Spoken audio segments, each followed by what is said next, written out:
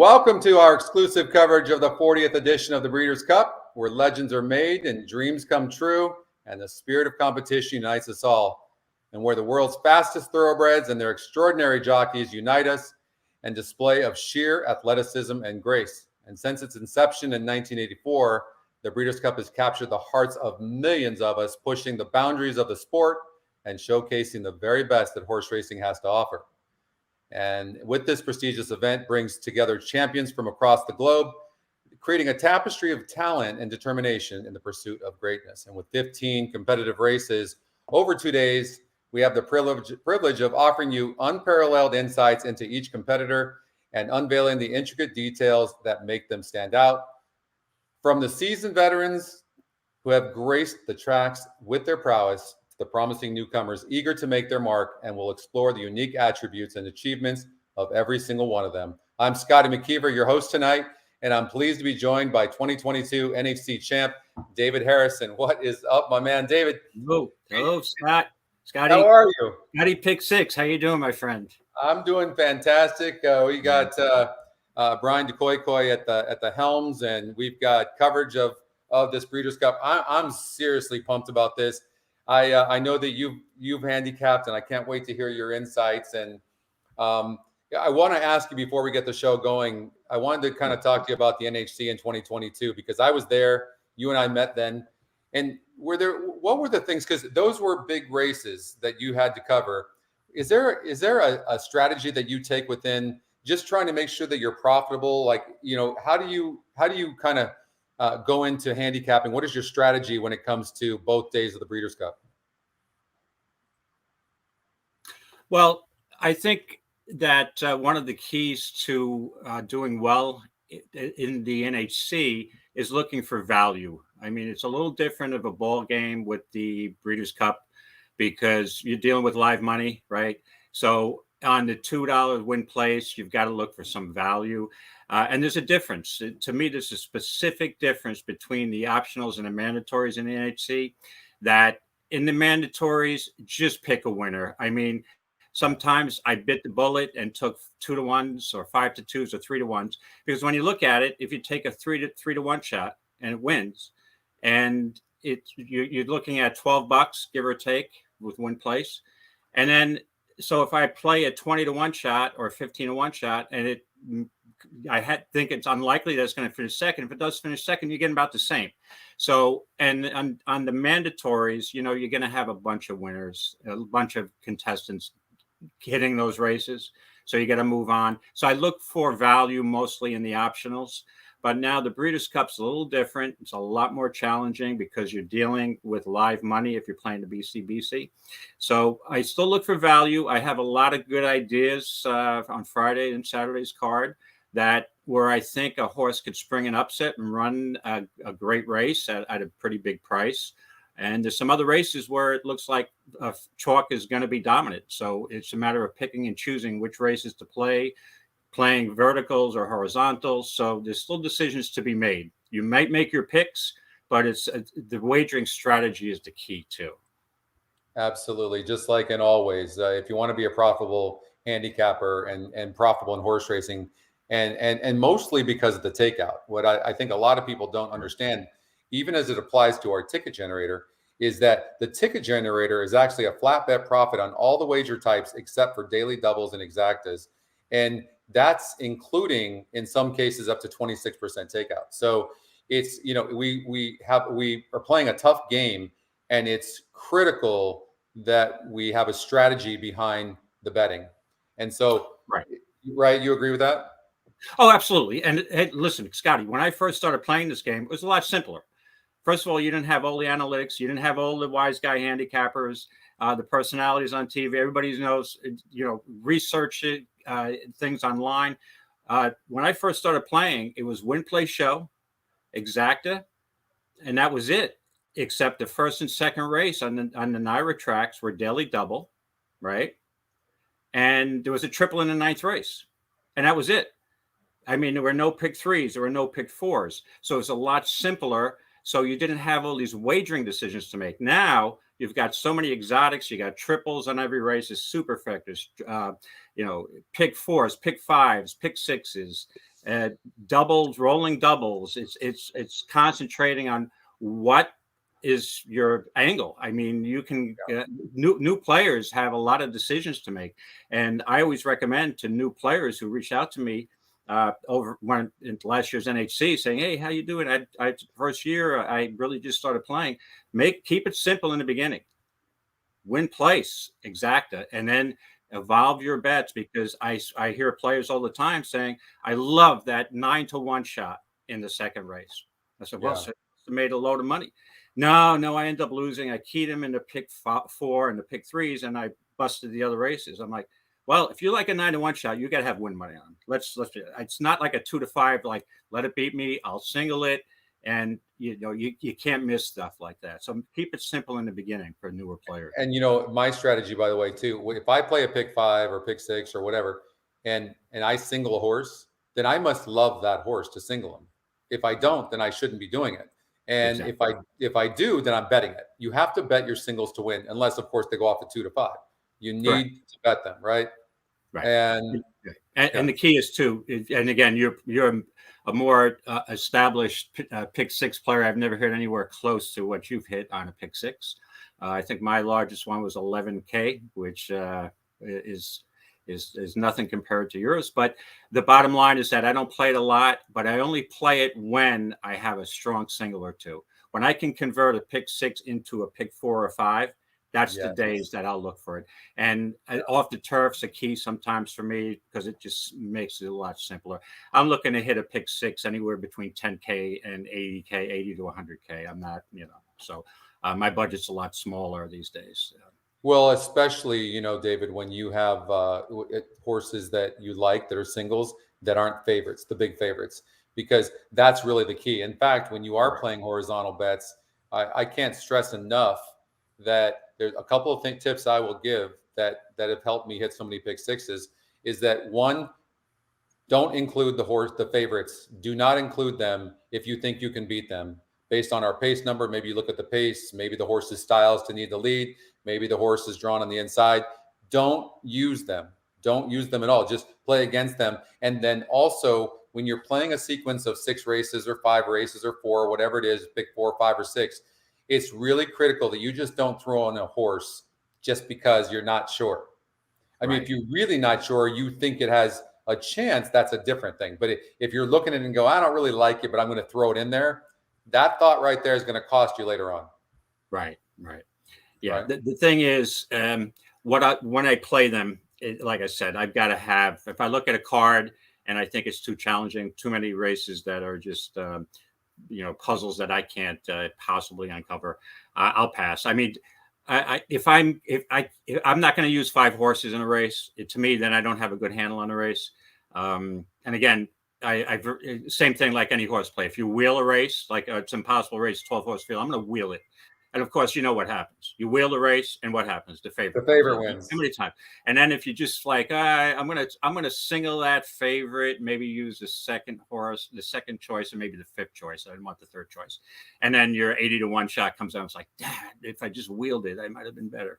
But it never seems to work out. So I very rarely wheel on a pick 6 or pick 5. So I won the Pegasus a couple of seasons ago at Gulfstream Park, and what I did was my strategy was, as in fact, Justin was there. And what I did was I would take horses that were anywhere from 8-1 to 15-1 that I really thought were going to be in the money and also had a chance to win. And what I would do is I would bet the horse to win.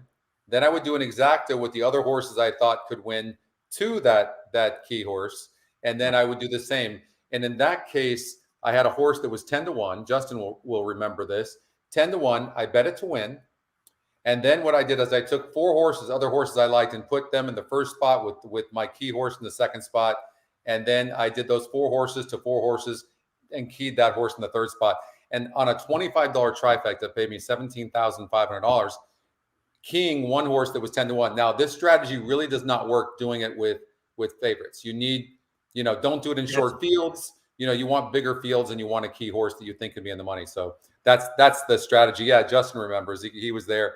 it was incredible. Like, yeah, it was like an out of body experience. You didn't invite me. You didn't invite me that day. I didn't see the invitation in the mail or by email. But yeah, I know. Well, if I only knew, it was just a great day, and it was nice to share that with Justin and Stephanie, his girlfriend, and we just had well, the best day. yeah, that leads to me to a story. It's always good to have great days when you have buddies with you.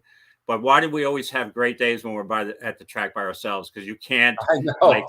yeah, well, you win 5 races, 6 races in a row. But at least the one good thing, my biggest score 3 days in a row at the NHC, I had a lot of buddies there, so they saw that. Yeah, that's And awesome. it was nice. It's nice to have good friends and other horse players surrounding you when you have a great accomplishment like that. It Because, sure is. Okay, we're being prompted by Brian to get moving here, so let's do it. So we got race number 5 here, which is the $1 million Breeders' Cup Juvenile Turf Sprint. Of course, these are 2-year-olds, and of course, it's a grade 1. And you can see up here where it says 78 SOR. That's our class number. So what that is, that's telling you that the field of the race is a 78. So it's a very good field. That's obviously 78 of 100. So now you can sort the EquinEdge morning line, the win percentages. No name bet Mets is the George Weaver is the favorite. Now this horse draws inside and sprint. Let me tell you something. This horse has a big pace advantage. Now let me just. There's been a lot of talk on this on social media on our pace number here. Now Big Ev's supposedly the 4 horse is super fast. And I guess the 3-horse Tiger Bell is. Look, we don't get full data on these foreign horses, David, and everybody listening. We don't get full data. So it's hard to be super exact accurate on these pace numbers. So now last year, I can tell you we were spot on, and we couldn't have had a better Breeders' Cup both days last year. So it's encouraging me, but just so you know, so could these be off? Will the 4-horse probably be near the pace? I won't be surprised if it is. I just want you to keep that in mind when you're looking at some of the foreign horses, that we don't get full data from EchoBase like we do all the North American horses. So let me just put that out there, okay? And but if I can start this off with the 2-horse no name Mets, I did watch a past performance on this horse. I think this horse can rate as well. It's going, and there's a lot of speed in here. What are your thoughts on No Name Mets? Do you think this horse is the horse to beat? It's 28% to win, but it's not in the top 2 EquinEdge picks. Yeah, Scotty, when I first reviewed this race, I kept going back to it. This is a head scratcher for me. And just to let the audience know, I always thought that 5 furlong sprints, 5.5 furlong sprints weren't my strong point. So I'm going to tread lightly in my wagering strategy for the 2-day of the Breeders' Cup. And this race I will watch and probably make a small wager in. I do like No Name Mets. Now, the bottom line is that this horse did go to overseas to Ascot, and he didn't really fire that race. Again, these are 5 furlong races. If you don't get position early, you're basically cooked. And that's the way you look at when I look at these races. Absolutely. You've got to get, and I don't like inside posts. So to me, the 2 posts, the 1, 2, 3 post, I'm not in love with. I'd rather have a slightly outside post with speed that you can track to see if anyone else has gotten to the lead, or you go or you stalk real close to the pace, because I don't want to get involved with a horse who's got to come off the pace at 5 furlongs, because especially with inside posts, because too much traffic. Hey, can a hole open up and the horse that makes up some ground? Yeah, that could possibly happen, but I prefer an outside positional speed going 5 furlongs. The only other question about, I know he's got speed. He's very, very fast, but Weaver's got another horse in there, the filly, Crimson Advocate, the 1 post, which I don't love either, the post, but this horse is fast also early. She went out and won the Queen Mary. I don't know if you watched that race, the replay of that race, but she got the lead and barely held on. I didn't think there was any way she was going to hold on, and she won the photo. So you have 2 speed horses. She got a perfect head, Bob. Oh, absolutely, absolutely. Yeah. But when you have 2 speed horses, same trainer on the rail, 1 and 2 posts, I'm using No Name Mets in the money as one of my top 3 picks, but at this point, I'm not convinced to put No Name Mets on top. Okay, Justin, to answer your question, that is the plan eventually. Right now, there's so much going on that we have so many things brewing. It's not on the docket, but it has been talked about, Justin, just so you know. As far as slider goes, I saw somebody mention the 11 horse. Let me tell you what I think I know about the 11. That was a very weak field in the speakeasy, comparatively speaking. And though it was 9 other horses, and Slider ran a really good race, was dueling on the inside and pulled away some. So I don't want to take anything away. The positive for me in this horse is a couple of things. 1, he has tactical speed. 2, lightly raced. And there's going to be a lot of pace, most likely. Let's just say the 4 horse Big Evs. I know the pace is low on our pace number, but we'll see. If the horse is fast as everyone's saying, and the 1 and the 2 and the 4 and the 3 are as fast, then what's going to happen is that 11, without even trying, is going to sit a really good trip. And you mentioned it, and you're spot on. You have to be able to break good in this race. You blink. You make one wrong move in this race, and you lose. So a horse has to get a perfect trip. So 2 things in my mind have to happen. Either the horse has to break on top and pull away right away, or a horse sits a really good trip that's a good breaker, sits off the speed, and whoever gets first run. Well, based on the pace number and the win percentage, the 11 sits perfect trip. I just don't know how good this horse is because it's going to need to improve, but it is lightly raced. Yeah, Scotty, that's the horse I put on top. That's my pick to win the race. I have concerns, though, but I do love the stalking outside post. Now, outside post, again, this horse is fast enough. If the 1 or 2 have a little problem out of the gate, this horse could go to the lead. So Berrios can watch how the race unfolds. You don't have much time in 5 furlongs. You got to get your position quickly. But I like the outside post, and this is the horse I put on top. I do have, however, with that being said, I do have a concern that its first 2 buyers on dirt were faster than its buyer on the turf. So is this horse maybe faster on dirt? Possibly, but I like the outside post. I like the stalking position. I like the positional speed. So this is the horse, Slider on top for me, and No Name Mets second. That's how I. And I'll tell you another thing we need to remember is that horse was 37% on our win percentage to win the race, and the GSR went up 12 points on turf. So I do think the horse wants turf based on our GSR. So I think the 11 could be a player in here. I just don't know what its upside is. All right, let's get to the 8 horse. This is our top EquinEdge pick. It's interesting. The horse has a good win percentage. Now, listen, there's going to be a lot of these races in the Breeders' Cup where you guys are going to have to use other metrics than the win percentage, because these are all such good horses, and there's so many horses in the race that the win percentages of the 100% are spread out. So don't get concerned about trying to find a 50% horse. This is why we have the other metrics. You got the morning line, which I would, if I were you, I would take the EE picks in the morning line very seriously. And of course, we have the GSR as well. But let's talk about the 8 horse Cherry Blossom. 3-1 on the EquinEdge morning line from an odds makers morning line of 12-1, 17% to win, and it's also EquinEdge's top pick. Very interesting horse. Obviously we're not, judging these foreign horses is not the easiest thing in the world to do. What I like to do, though, is I like to see who the owners are. And these are some really big owners. You got John Tabor, Michael Tabor, and I think it's Michael. It's Michael or John Tabor, but I know Tabor's in the group they're big owners, and so they buy nice horses and they win big races.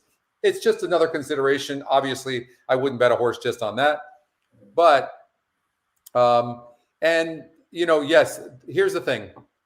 Again, and I'm going to mention the foreign thing. We're going to have foreign data next year, just so you know. So going into next year, you're going to probably, I don't know, mid-year, you're going to be able to bet on horses, foreign and everything. So good stuff coming up with EquinEdge. I don't know. This horse is obviously a very nice horse. Aidan O'Brien, Ryan Moore, obviously very solid. The I don't know how accurate the GSR is, because we don't have information on all the horses, foreign horses, that Cherry Blossom has been facing. So I just want to give you the strengths and things you might want to just be careful for, to answer your question, Justin. Okay. So, yeah. Okay. Colmore Stud. Thank you, Mike. I appreciate that. So, yeah, I mean, they have really nice horses. So I would always look at the owners, by the way, too. I think you kind of learn it well. You know, they spend big money on nice horses. So I think Cherry Blossom must be a player. I don't think it's not one of the fastest horses in the race, but I don't think that's a bad thing in here. And it draws the 8-hole. So there is a good chance that maybe this horse breaks good. Now, with the foreign data, we don't see how well this horse breaks, unfortunately. But there's a couple of things going for it. It's the EquinEdge top pick, and it's the EquinEdge morning line favorite. And just so you know, Scotty, and your listeners know, that's Cherry Blossom is the horse I picked for third. So I've got Slider first, No Name at second, Cherry Blossom third. I'll be using those 3 horses in my horizontals. You know, because I mean, you're looking. Aidan O'Brien's going to win a race or 2 this weekend, correct? So I'm never going to throw his horses out. I do like the grade 1 race. He comes out. She comes out. It's filly. This is a filly now. The race against Porta Fortuna, who I heard good things about. So I'm going to throw this horse in. So if any one of those 3 wins, I'll be moving on in my horizontals. Okay, and the other horse, EquinEdge's second pick, we have the 10 horse. Now, it was in an extremely strong race, an 86 SOR. This is much easier, and was 32-1 in that race. So I'm having a hard time figuring out the class of this horse, but the algorithms just have a way of finding horses that we all don't necessarily see. So, I think we need to keep it real. Like I want to make sure that we just don't I'm not going to just throw a bunch of horses there. We'll talk about the strengths of the system. We'll talk about the information we know. And it's really going to come down to decision-making for all of us. I'm playing in the BCBC, as you know, David, and I'm going to do the best I can with the information that we have, especially on foreign horses. I will say this, the EquinEdge picks and the EquinEdge morning line, if I remember from last year, they were spot on. And we had a lot of foreign winners last year. So I'm going to rely on that information. And hello, Karina. Hello, Brad. So hello, Annette. And so anyways, this 10-horse Valiant Force, I don't know if you know anything. I will say this. This horse was 150-1 and won 2 back at Ascot. And now that grade 1 race was an 86 SOR. I mean, that's about as tough as a field as it gets. I don't think I've ever seen an 86, in fact, here, even in the States. And the horse got 5th by 9 3/4 lengths. This is not that strong of a field, so maybe Valiant Force deserves a look just based on that. I agree, and that's value, right? 150-1. That is value in any case. I don't know how good this horse is. I'm not that familiar with the trainer, and like I said, 5 furlong sprints with a lot of European sprinters coming over is not my strong point. I don't claim to be an expert, so I'll watch this race and go with my picks. Can't use everybody, but yeah, no, for sure. And then what's up, John, my man? By the way, those pumpkin carving that your girls did are amazing, John. Man, I wouldn't want to do a pumpkin carving competition. David, you do any pumpkin carving at all? No, but actually last night, it's funny that you mentioned that, because as I walked through the door coming home from work, there was a pumpkin out on my counter, and my son-in-law was carving the pumpkin. And you don't want to put a knife in my son-in-law's hand too often, because I'm a little cautious when I walk through the door when he's got a knife in his hand. But he did a great job. I said, hey, you should be hired. You should do this as a part-time gig during the Halloween season. He was good. Nice. So, my grandson loved it. So that's all that matters. That's all that matters. Okay. Let's go to race number 6. Fillies 2-year-olds. This is the $2 million Net Jets Breeders' Cup Juvenile Fillies. They're going 8.5 furlongs here, and it's a pretty strong race with that 82 SOR. I mean, okay, there's a couple of horses to talk about. Let me just lay this out a little bit, though, and that is tomorrow I saw the race, the Del Mar debutante. Holy, I mean, in this horse's second start, it pulled away to win by 6 3/4 lengths. When I tell you it could have won by 15, that's no joke. I mean, this is a seriously serious racehorse, and the sire is Volta Oro. I mean, this has got to be the nicest horse that Volta Oro's ever thrown, and the dam is Beholder. Like, how incredible is that? Like, think about this for a second. You breed Beholder to Volta Oro. Do you know what kind of decision that must have been? Right? I mean, let's look at now. We're working on this. We just recently put this to the site, but you can get the gist of it. We don't have the total races and wins per service and things like that. But look here at Beholder. I mean, incredible. I don't know if you remember the Pacific Classic over at down at Del Mar, where, I mean, she just pulled away to win that. And then Mandela has this horse as well. Like, it's just incredible. Gary Stevens is the one that rode Beholder, but I can't imagine the decision making that went into actually breeding this horse to Volta Oro, and it paid off. Yeah, I mean, talk about a well-bred horse, huh? And Beholder, what a great horse she was. I mean, and Tamara, it looks just, this horse could be any kind, right? She just looks. There's one concern I do have. Anytime a horse is stretching out first time, going the distance, going 2 turns, but in this case, this is a horse that I think is going to have the lead or be sitting second, and it looks very, very tough here. But again, we'll go through. There's a wise guy horse I have here that I'm trying to make in the money. So, but she's going to be my top pick in this race. Yeah, I mean, that was so impressive. It's really neat to see what the potential of this filly is. And look at the breeding. Look at the GSR plus numbers.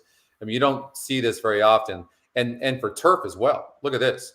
I mean, so 80s in the turf, and then when you come over here, forget about it. You've got numbers in the 90s. I mean, it's just such a well-bred. She is so well-bred. It's not even funny.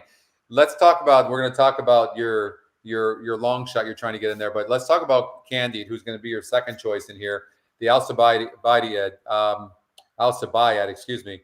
Now, this horse went from a 48 breaking its maiden, barely, to winning that race against an 80 group over at Keeneland. Okay, it takes some serious talent to be able to do that. So, and by the way, was so green in this race, wasn't changing leads for much of the stretch, and has a 99 GSR. The breeding on this horse, I mean, look, this is no joke. And Candide is the EquinEdge top pick too. What do you make of Candide in comparison to Tamara? I like Candide. I put her in the money. And just so background on Candide, I do recall that last race, the Alcibiades at Keeneland, because I singled this horse in my pick 4, and I was sweating it out because you talk about green, inside post or the 3 posts. It was sitting a trip, but it just was running real green, and I'm like, well, it's probably a bad decision singling. But once she got free, she was pretty impressive to run Vivi's Dream down. But so I do like this horse. She's a closer, and there's again, I'm not sure what if Santa Anita may be speed bias on Friday. I know the weather is going to be good, I assume, and it's going to be hot. So sometimes that main track can be a little speed favoring. With that being said, I am definitely using Candide in the money. I think she might give Tamara a run for her money in this race, but she's going to be coming from off the pace, obviously. So let me get this straight. You actually singled this horse. Yes. Did you really? Now, why is that? Like, how can you look at this maiden and who barely wins the race and think that horse is a single in the Alcibiade? Well, like I said, I look for value, and this was one horse I decided to single because I had to go deep in the other races. So I figured if I get knocked out, I'll go with Pletcher. You know the old expression, bet Pletcher or leave on a stretcher. So that's the only way I was looking at it. So sometimes you just got to take chances. I mean, I don't go into races with a huge, these pick 3s, pick 4s with a huge budget. The way I look at these pick 4s, sometimes pick 3s, that I am just using maybe a $24, $48 ticket and try to make that up on my win wagers. So it becomes a free bet for me. So but I heard good things about this horse when I was up in Saratoga, and to me, with Pletcher in stakes races, hey, listen, if you're going to single, getting Pletcher at 4-1, and I wasn't convinced in some of the other horses in that race. So yeah, it worked out, but unfortunately, my ticket fell apart later. So but I did have a win bet. So what I said, anytime you're above 5-2, 3-1, and you're singling a horse in your horizontals, definitely put a win bet on it. All right, so we talked about owners. In this race, the 1-horse Candy is owned by Eclipse Thoroughbreds, and the 7-horse is owned by Spendthrift Farms. So, I mean, you got a couple of the top owners in all of horse racing there on the 1 and the 7. They make up, 43, 65% of the win percentage. If there was a long shot in here, and you said you've got a horse that you're going to try to will to get in there, who would that horse be? Okay, I'm glad you brought that up, because this is one of the keys to my entire day. But like I said to horse players, I look for value. Now, I acknowledge, though, that Tamara is going to be very difficult to beat. She might be the real deal, and she might win this race by 5 lengths. With that being said, I'm looking for value, and the horse that I'm interested in is Pletcher's other horse, Life Talk. Okay, this horse is a gun runner. And I've heard very good things about this at a couple of adult drinking establishments up in Saratoga. And again, now, is Mike Rapoli high on every horse? I met Mike Rapoli at the Eclipse Awards, and he loves all of his horses, right? So you can't usually go by owners who love their horses. This horse could be a special horse. Is my Alabama winner next year? Well, with that being said, I watched this horse's first 2 races. The first race, she was shying in. She got a bad break. She was running very greenly. And I'm like, well, she's getting an education. Second race, though, same thing. She was a little green. And then when she got in the clear, she really impressed. I mean, I was very impressed with that race. Now, so I bet her in the Frizette, where she went off at less than 2-1 odds, and it was a sloppy track. And the race was won by Just FYI. That was Billy Mott's horse.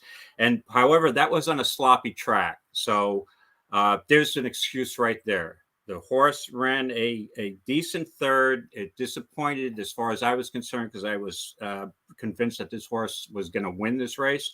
But so we have this sloppy track, may not have cared for that sloppy surface, throw that race right out like it doesn't even exist.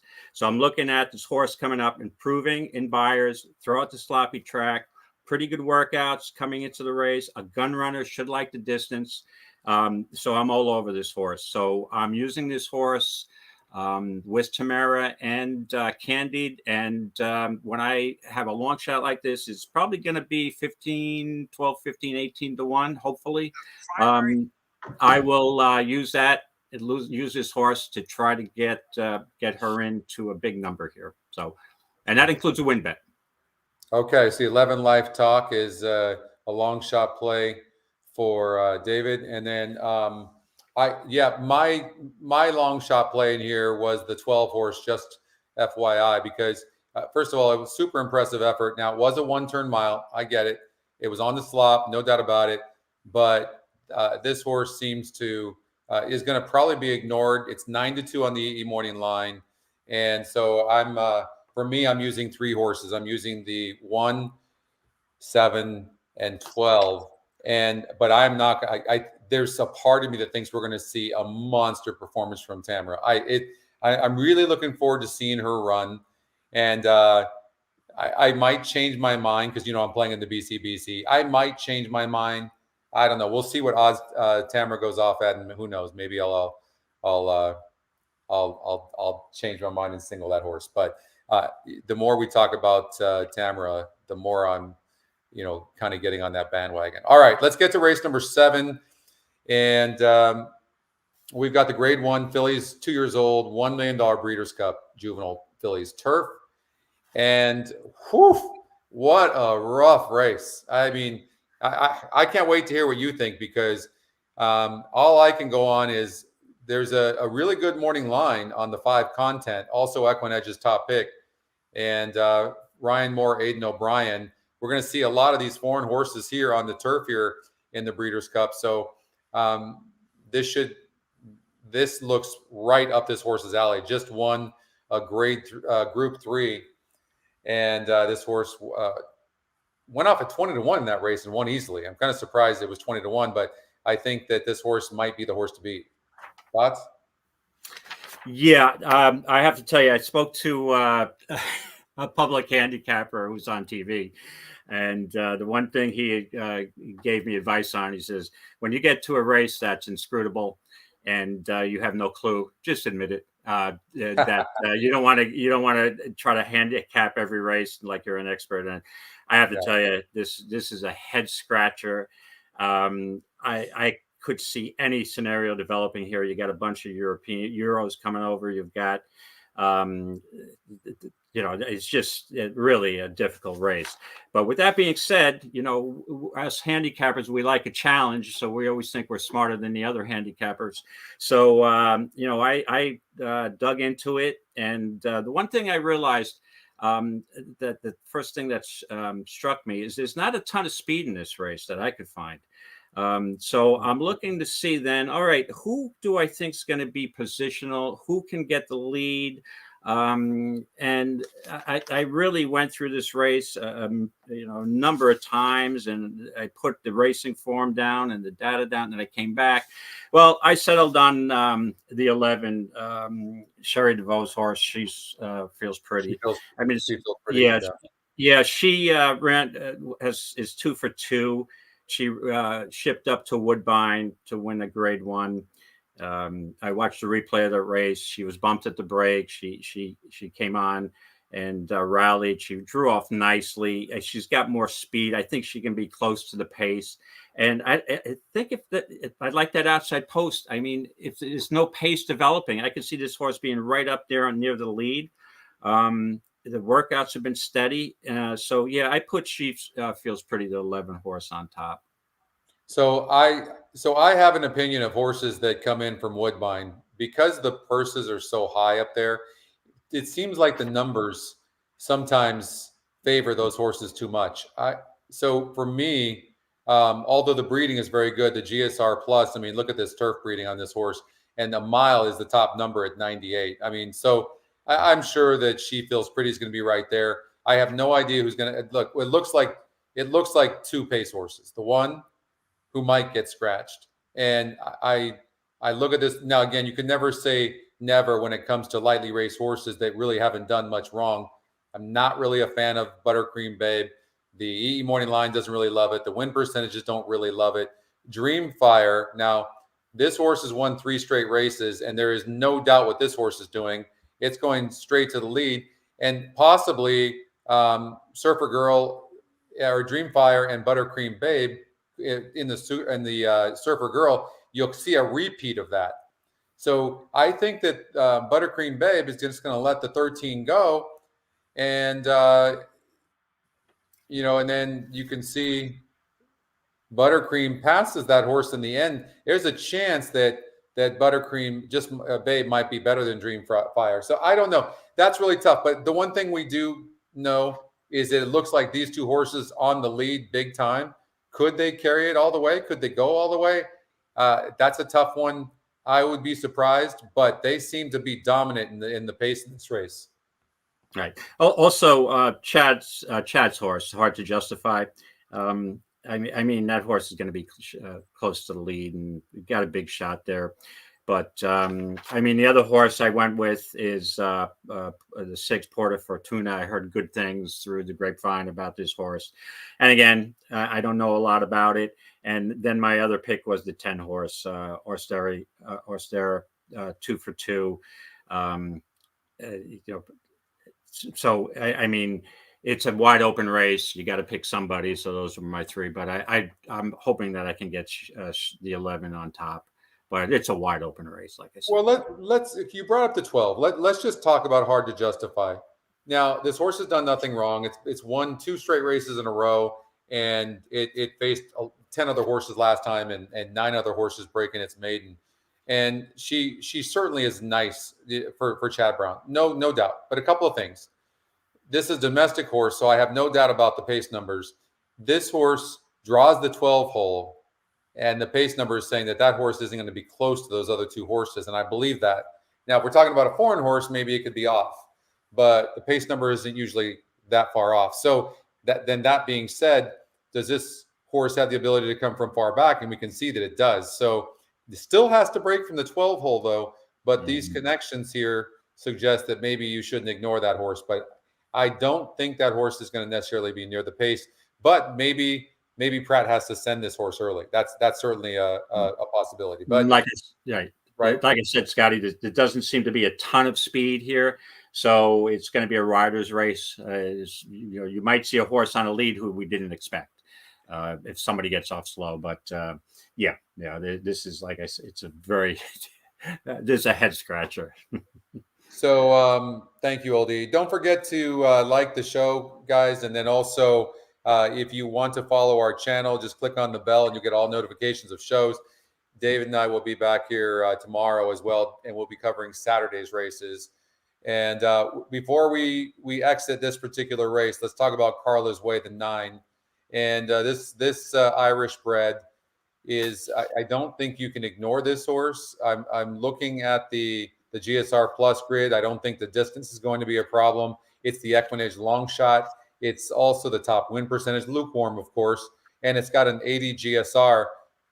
I would imagine that maybe this horse could get overlooked a little bit, and this might be your winner. Could be. Like I said, it's wide open, and you can go a number of horses deep here. Definitely got a shot. Like I said, there's many horses that have a shot, and nothing would surprise me in this race at all. So let's talk. Before we 2 horses we got to cover. First of all, we got to cover. Sure. I want to cover the Porta Fortuna. You said you'd heard good things about this horse. It won a Grade 1 and got a 3rd against a lot of horses in the last 2 races, respectively. I know that there's talk that this horse only wants to sprint, but this might be the classiest horse in the field. So should we just overlook this horse based on this? So you can see that sprinting wise at 6 furlongs and 5 furlongs, this horse has really done nothing wrong. But the minute it went 7 furlongs, it got late. It just says no match for leaders. Now, it also seems to probably want to be, led. This might be the type of horse that wants the lead. Now, we're probably wrong on this pace number, being it's a foreign horse, but there is some serious speed in here. And if this horse tries to go anywhere near the lead, it's most likely going to get late as well, and it's only 2% to win. But we don't know. Maybe the jockey sits on this horse and it has the ability to rate, and he relaxes the horse. That's the one part we don't know. Yeah, that would concern me coming out of sprint, stretching out. This horse will be in the lead. But the bottom line is anytime a horse is 4 for 6, I know it hasn't gone this distance. And, you're looking at European turf conditions, good or soft, and you're going to have very firm turf at Santa Anita likely on Friday. It's a surface change, but I use this horse second. Anytime, like I said, a horse is 4 for 6 coming from overseas, I am not throwing out of the money. So, this horse has got a shot. All right, one last horse in here that we're going to cover, and that's the other Irish bred. A lot of Irish breds in here. Aidan O'Brien, Ryan Moore. The EquinEdge top pick is 7-2 on the EquinEdge morning line. I know we are not getting 15-1. This horse goes off at 15-1. I'm going all in. That being said, it's really rough when you're trying to compare like Porta Fortuna, the 6 horse. I mean, these SORs are 80, 76, 78 in comparison to the 5 content. So you have mixed where this horse is running a couple of Grade 3s, won the last one. Obviously it could be improving. And I'm going to guess that you can see the GSR jumped. It went from a 67 to 75 once the horse stretched to a mile. So I think that the extra distance and not facing some of the fastest sprinters probably helps this horse a lot. I do think this horse, I don't know its class level, but I think you're going to see this horse run a decent race. Yeah, and again, like I said, Aidan O'Brien, he's going to win a couple races this weekend. So if anybody wants to include this horse, I would not be against that. That's for sure. And by the way, the 5-horse content, its ownership group is the Tabor, Westernburg. Yep. So there's a high likelihood that this is a very classy horse, and I'm going to make the 5-horse my top play. For me, I'm doing a 5-9, and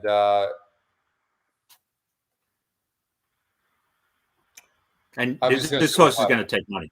Yeah. I don't think you'll get the money line price anymore. Yeah, I'm going to go with the EquinEdge top pick and the EquinEdge long shot. Another thing to remember, guys, is that the EquinEdge top 2 picks and the EquinEdge long shot win like 71% of the time, I think is what it is, 71 or 72. So you can get by a lot of races using any combination of those particular horses. So it's there's a lot of different strategies, but that's one of them. Oh, that's a good stat there, Oldie. So you can see here. I don't know why that would be, Oldie, but we'll see it. But this is the most wide open race. 1 for 20. Yeah, 1 for 20. I never thought of. Yeah, and when I look at Aidan O'Brien, if we're discussing Aidan O'Brien off the cuff, he doesn't impress me as a sprint turf trainer, right? He's a distance turf trainer. So, but that being said, this horse might be talented enough to win this. I don't know. But like I said, you're not going to get that morning line price. It's just Aidan O'Brien's horse is going to take money. All right. Again, remind us who your picks are in here. My picks are: we've got She's So If She Feels Pretty on top, Porter Fortuna second, and Nostera the 10-horse third. 11, 6, 10 for David. All right, on to race number 8. And race number 8, grade 1, 2-year-olds. This is the $2 million Breeders' Cup Juvenile. And Prince of Monaco is probably going to be your favorite, at least based on the EquinEdge morning line. It's even money. And I'm really surprised because, I mean, this horse has been 52%, 29%, 44% to win those races. At 44%, it barely won that last race, and it didn't seem all that tough to me. Here's a horse for Baffert, going 8, and it's also stretching out, and the GSR drops 9 points. I think the horse is going to run a good race, but I don't necessarily think this horse has to win this race. I agree. Scotty, I think this is a very wide open race, and at least we're going back to the dirt, which is more of my specialty. So I feel much more comfortable in a large wager on this race. Obviously a contender.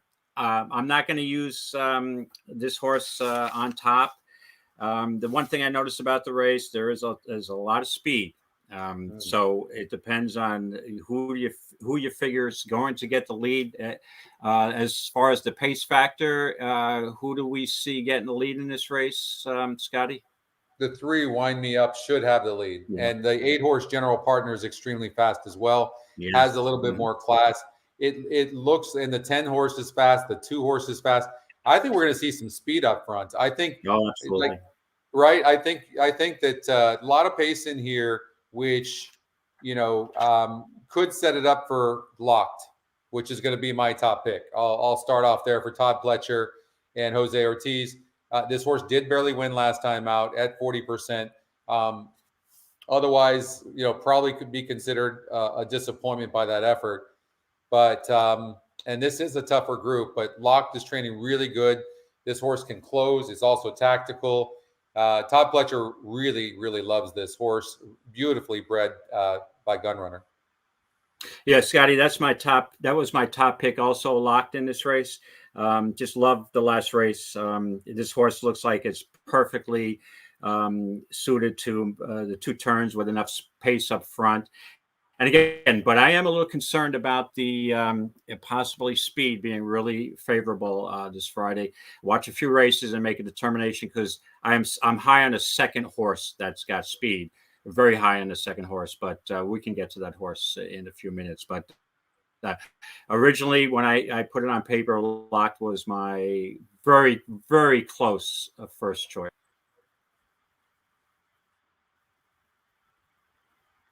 Which horse was that, David? Locked. I'm also Locked. on. Okay, That's so you my like Locked. Todd Pledger's horse. Okay. Right. Yeah. Like Eclipse, by a Eclipse nostril. Okay. I was going back and forth. I might switch if speed is seems to be really good. We can get into that second horse whenever you'd like. Yeah, let's go for it. Let's talk Okay. about your next Yeah. horse. I know there's a lot of speed in the race, and I'm acknowledging that it could be challenging to wire this field. The horse I really liked originally and going forward after watching its early races is Chad Brown's horse, General Partner. Um, the first start that this horse ran got a bad start out of the gate. Believe the line says here brushed the gate and was bumped. It was awful in the beginning. That race is a total education for the horse. It was a total throwout.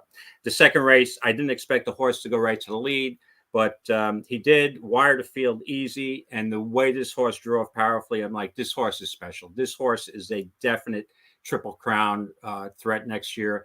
But again, is it just a speed? Is out of Spikestown? Is this horse just a speedball? In the Champagne, this horse had the lead. It's sloppy track that day again, and he packed it in. A little disappointing, but Timberlake ran just an outstanding race. This horse just exploded on the sloppy track, Timberlake. I think General Partner's got a chance to be a really, really good horse moving forward next year. I'm going to take a chance that this horse may get off to a lead and possibly wire the field, but in the end, I decided on Locked as a very, very narrow first choice. So I'm going to use both of these horses as on top with a couple of others below. So General Partner is a horse that I really I'm high on. So let's talk about Baffert's 10-horse Muth. And JJ Hernandez is aboard. This is a very interesting horse from the perspective of it's very fast, but it can rate. And so from that 10 hole, it's going to be sitting in a really good position, probably behind both the 3 and the 8. And I just don't know the upside of the horse. It did what it was supposed to do last time out, winning easily against a 66 group. This is a much tougher group. It's lightly raced. Could this horse be the horse to beat? Yeah, I use this horse third. So I'm going to have those 3, Locked, General Partner, and Muth in my horizontals. The one thing about the Breeders' Cup being at Santa Anita, it's a home game, right, for Bob Baffert and his horses. Yeah. This horse won on the track. There's other horses on Saturday and later Friday's card have run over the track. To me, there's a comfort level with horses that don't have to ship, have their home there. Hey, listen, I've been to Santa Anita early this spring. I don't want to leave Santa Anita either. It's so beautiful there with the mountains in the back. I could live there every morning. And so it's a home game. This is Baffert's field. So I'm always going to use a Baffert horse that I think has got a shot. So I'm going to use this horse Muth in my I'm not sure if this horse is as good as some of the other horses moving forward in this race, but again, race over the track and home field advantage. So Muth I will be using as my third pick.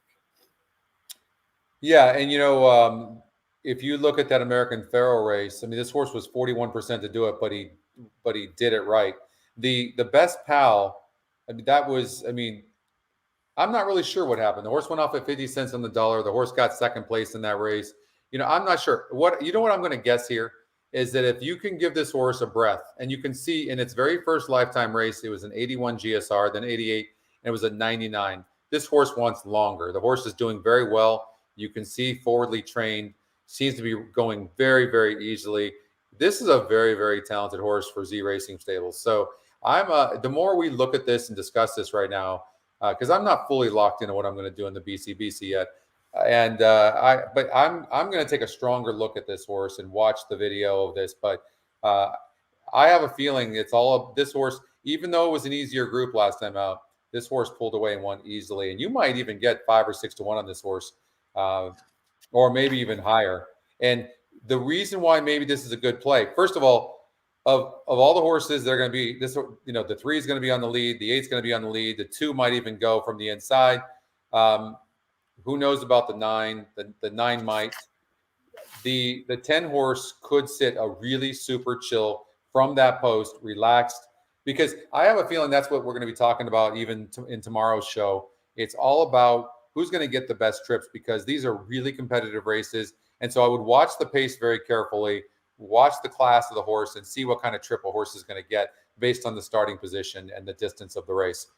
That's going to be your key. You don't necessarily just look at a horse you think is really, really good. You need to visualize how the horse is going to win that race, because this is why we're going to see some prices, even though everyone's thinking this is going to be favorites tomorrow and the next day. I don't think so.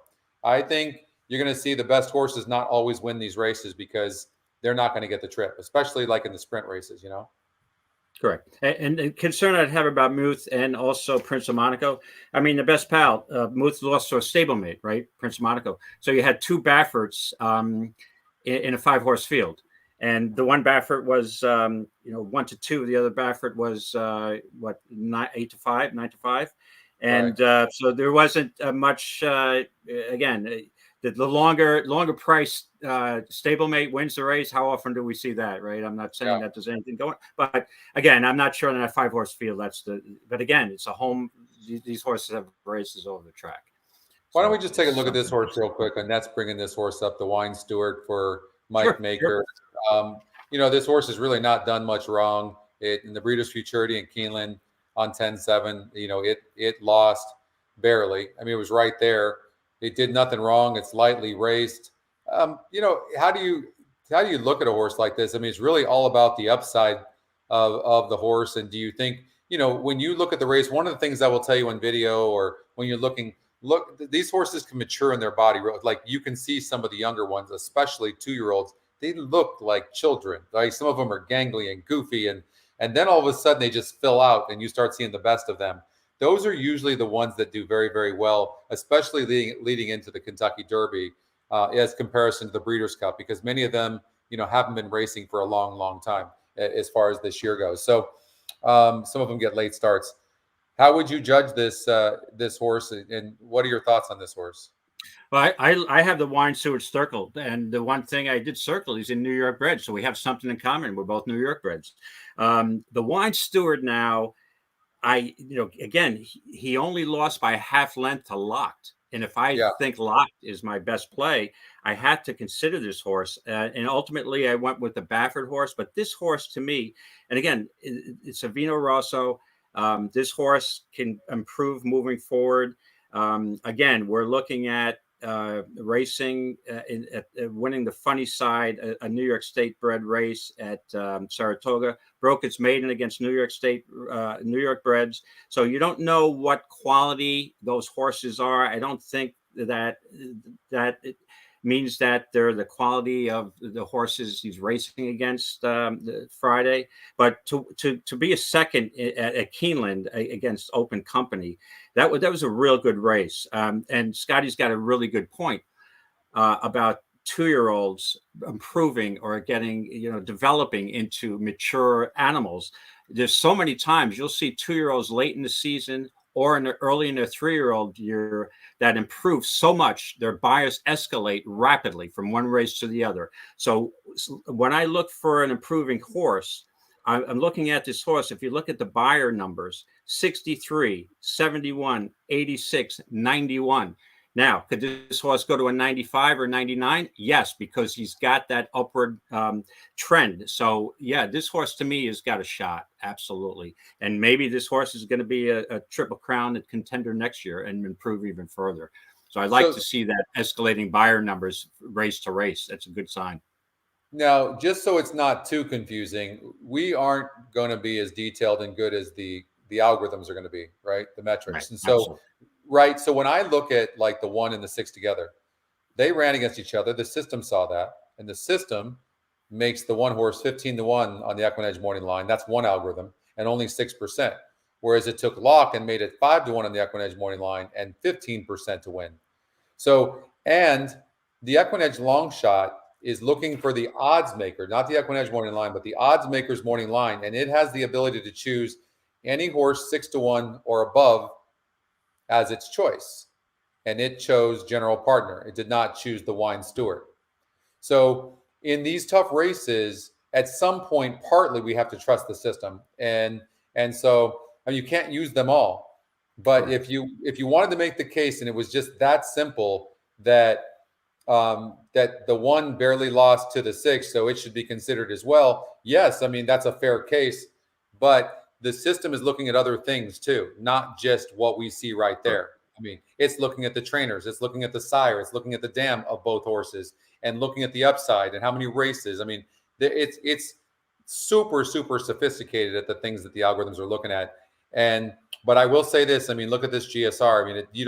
I mean, 99 for the 10, for the 1, for the 6. I mean, pretty incredible. Like, and in these big races, like, I'll be watching the GSR very carefully. So maybe it's one of these three. You know, look at the 1 does have a 99 GSR, and you know, if you look at the 2 horse, it's only a 74 GSR, which is normally a good number, but in comparison to those other 3, maybe it's just about those 3 horses. But I like the 6 horse locked. I think it has a lot of potential. Todd Pletcher loves this horse, supposedly. So I'm going to make the 6 my top pick, but and I think the 2 Prince of Monaco will go a long way for Baffert and Pratt. But I'm going to stick with 6, 2, 10. I think I've got the horses. And that's where I agree with. I'm sorry. You had the 6 as well. Locked on top by a nostril over General Partner. Now, General Partner, the algorithms prefer General Partner over the Wine Steward, and okay. I agree. But I wouldn't throw out the Wine. I think the Wine Steward has got a shot here. But absolutely. Again, you can't use everybody, right? And my third pick would be Muth, and may Muth closely, very narrowly over the Wine Steward. Okay. All right. So that's the Breeders' Cup Juvenile. We've got one more race here to cover, and that's the Breeders' Cup Juvenile Turf for $1 million. These are 2-year-olds. Grade 1 on the turf, going 8 furlongs. And the 2-horse River Tiber, the Irish bred, can get this distance, I'm guessing. At 9 to 5, let's see here. I think it's 9 to 5 on the EquinEdge morning line, 27%, and the EquinEdge top pick. The only thing throwing me off is the GSR, but I'm going to guess that we have the GSRs wrong, being a foreign horse. So I'm going to throw that out there. And I mean, this horse has really not done much right. I mean, it faced 2 86 groups in grade 1s. And yes, these are 6 furlong races. Let's look at the GSR plus grid.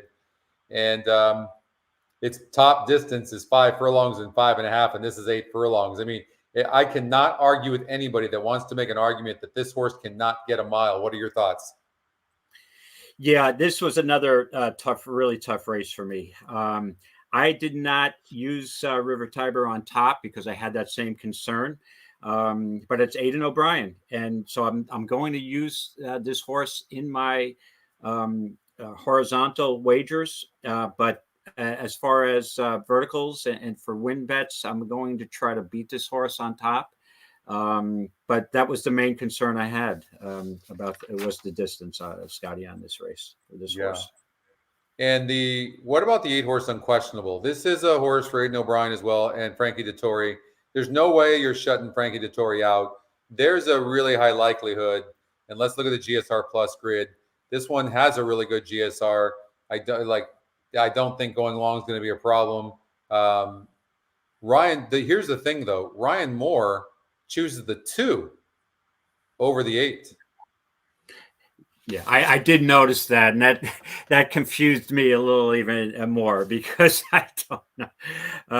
I struggled with this race also, but that was an interesting choice for the jock. It made things, like I said, a little more muddled for me.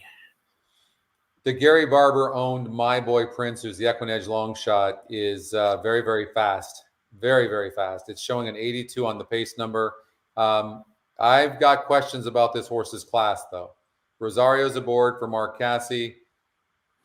Again, man, this is Nate. This is the Breeders' Cup, right?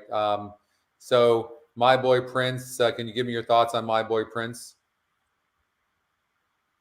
Yeah, the concern I have again, I selected a horse. I don't want to be contradictory, but because I selected a horse this last race, won at Woodbine. But it concerns me that all these races, this horse won were at Woodbine, shipping from Woodbine all the way to California. Mark Hassey's a Woodbine trainer. You could say, well, Mark Hassey's habit, he's not going to send a horse all the way to the Breeders' Cup in California unless he thinks he's got a shot. But you know what? I got to throw somebody out. I didn't like this horse. I'm not going to use this horse at all. But would it shock me if this horse won the race? No, it wouldn't. Or ran in the top three. It wouldn't shock me. Like I said, I think this is a totally wide open race. And you want to use anybody? I don't have. I'm not going to question anybody's picks in here.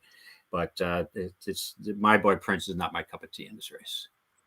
Okay, so and mine either, by the way. I again, listen, we were blessed last year in the Breeders' Cup, and the numbers were on fire, no question.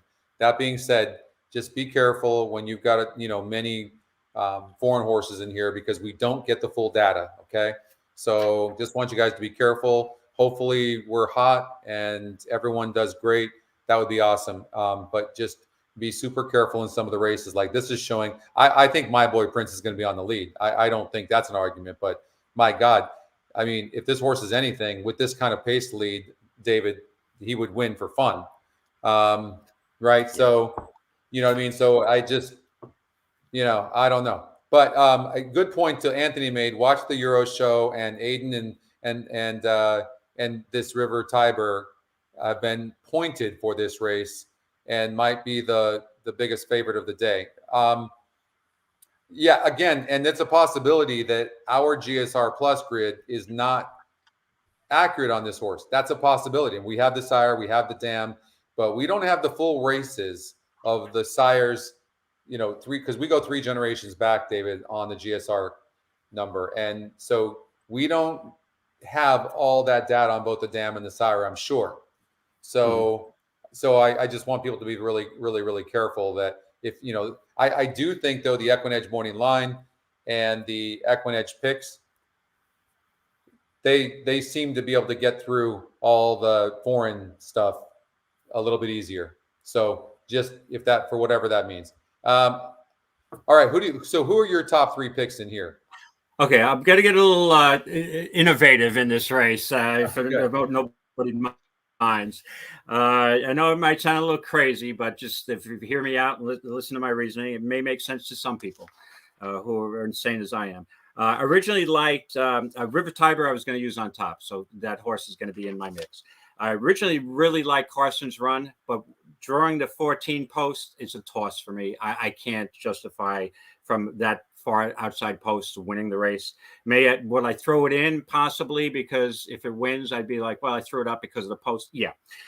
The angle I went on this race is, like I mentioned before, home field advantage, right? Race over the course, staying home, let the teams come to you, let the horses in competition come to you.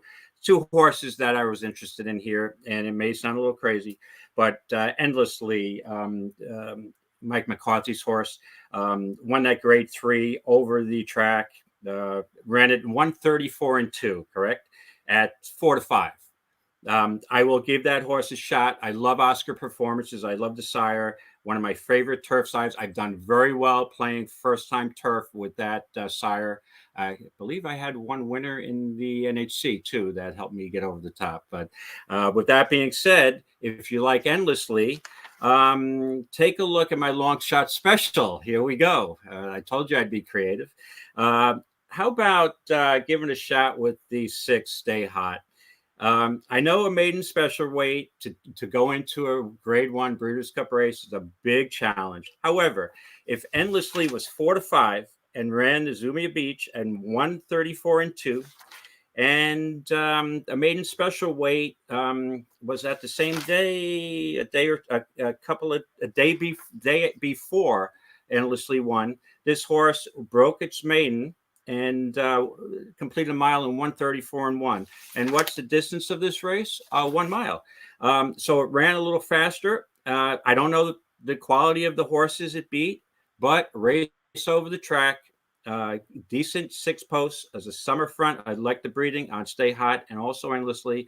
I'm going to give a shot that the maiden is going to run very respectably here, and the 6 will be my long shot special to hit the money here. River Tiber, Stay Hot, and Endlessly. Those are my 3 horses. Okay.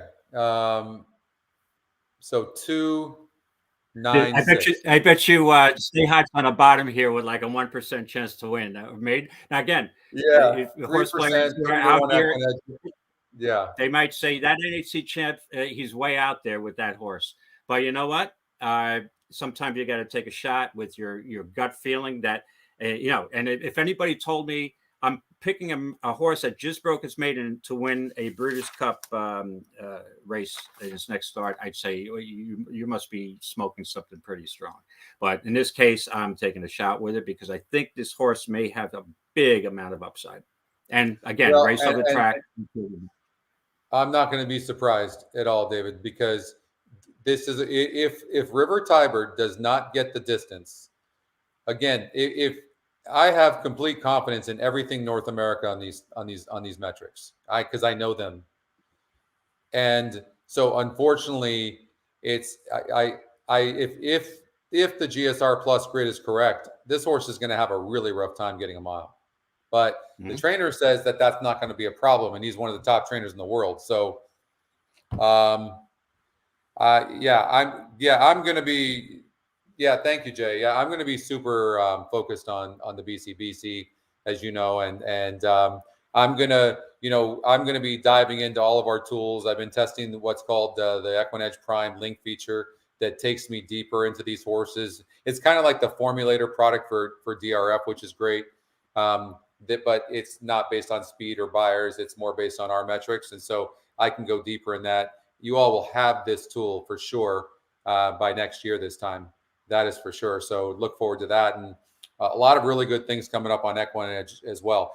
Justin, I am going to go be at Santa Anita. I'm going to get there Friday, and going to go see my friends at Hippica and Alfredo and everybody over there, Claudia, and it's going to be a lot of fun. I've been doing some shows over at Santa Anita as well, so they're always so welcoming, and Tom and Nate and Tyler and Andrew, and appreciate everybody over there. So I'm going to be there. Also, it's Bill and Bev from Express Bet Select. They've invited me down to their booth, and Tony from Naira, and like there's a lot. I can't wait to go see a bunch of faces over there.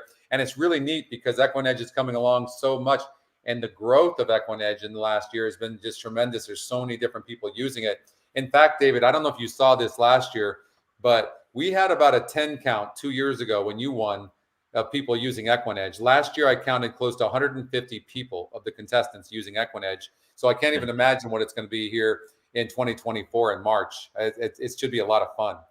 Oh, absolutely. Yeah. Right. And so I'm gonna be there. I know you're gonna qualify. You're gonna get there. You've got some time still, so I plan on seeing you there. Okay. No, even if I don't qualify, you may see me there in any case. Maybe I'll work the booth for you guys. I'm not sure because I love the product. But yeah. And if the worst comes to worst, I might do the last chance on that Thursday. We'll see how it goes. Yeah, no, and there's still a lot of opportunities. So you got to get there because we expect to see you there. It wouldn't be the same without you. And quick question. Please. As far as back to Santa Anita, and again, I was in talk about welcoming hosts. I was invited out there last April because it's one of my perks of the NHC, and I wasn't expecting it at all. Tom Quigley invited me. They flew me out there. Eddie Logan's suite is fantastic. It was treated like royalty. My wife had a great time. They were just and Nate Newby, Tom Quigley. I can't even mention the name. It's a great place to. If you've never been to Santa Anita, I am just so jealous that Scotty's going and I'm not. Well, there's some complications where I couldn't travel, or else I would have been there. And now, knowing the weather, and it's 33 degrees here in Rochester, we had a little bit of snow today. I am like regretting the decision not to make a last minute trip out there, because it's just such a great place to be. It is. They call it the great. They don't call it the great place for nothing. It is just so gorgeous with the background of the San Gabriel Mountains. It's something true. that's I could actually say, for one of the times in my life that I've been to a racetrack where the view is breathtaking. There's nothing else. It's the best. First of all, it's the best view there is in all of horse racing, for sure. And I can tell you, you are an ambassador for this sport, and I'm really proud to know you, David. And I mean that all sincerity, because you just are such a good man. And I'm glad I got to know you back in Florida, and then at at the Eclipse Awards, and I called. That's where I got to call you out, or call you and welcome you to the NHC champion. That was a really proud moment for me too. Hey, listen, I couldn't have had a better guy introduce me. I mean, we've become friends over the short period of time that we've known each other, and I totally respect, Scott, you as a handicapper. You're just a brilliant guy.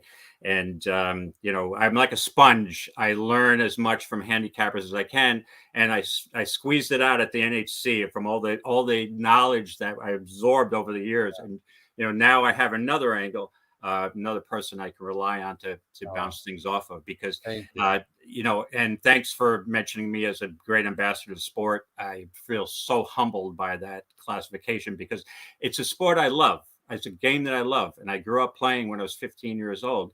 And if I can promote it, and we always have this dream. Yeah, we're going to hit the big one. I'm a small time player. If I go spend $20-$50 on a horse, sometimes you have a little bit of a lower budget, $2, $5, $10. Just go out to the track back in the day. And I'm a regular guy. And if I can win the NHC, then any newer novice handicappers, hey, listen, you have a dream, go for it. Because if I can get it done, it takes a lot of work and a lot of studying and a lot of hours to try to become a good handicapper. But if I can do it, you guys can do it too. So don't give up that quest. It's hard to qualify. Don't get me wrong. I'm having that issue now. Then you realize you can't take these things for granted. I mean, it's for sure. But in your defense, you've got a lot personally going on right now too. So don't beat yourself up. But I want to encourage you to not give up, because you still have a lot of time. Okay. So we're rooting for you to get there, and can't wait I want to sit at the table with you while you're there at the NHC. So we've got to get you in. I will leave you with this, you guys. We covered these races here, and we talk about these horses, and we of course can't get to every single one of them. And I understand we're probably not one horse we put you on. And that's because in the Breeders' Cup, you've got the best horses in the world. It's super competitive. You can see that by the win percentages in most cases. Numbers aren't necessarily pointing towards one horse. And so that makes it really, really tough. So what I'm going to leave you with is really look for trip. Look for trip. See what you can find with trip. Use the pace numbers to your advantage. And just try to see where the trip might go. If you see the metrics, and maybe there's 3 metrics that are pointing towards one horse, and you think the horse can get a good trip, then maybe that might be your horse to take a chance on. Okay. So I'll leave you with that. I would love to be able to say, I love this, love this, love this, love this, but it's just very, very difficult. And, but wish you guys all the best. We're going to be back here tomorrow at 6 p.m.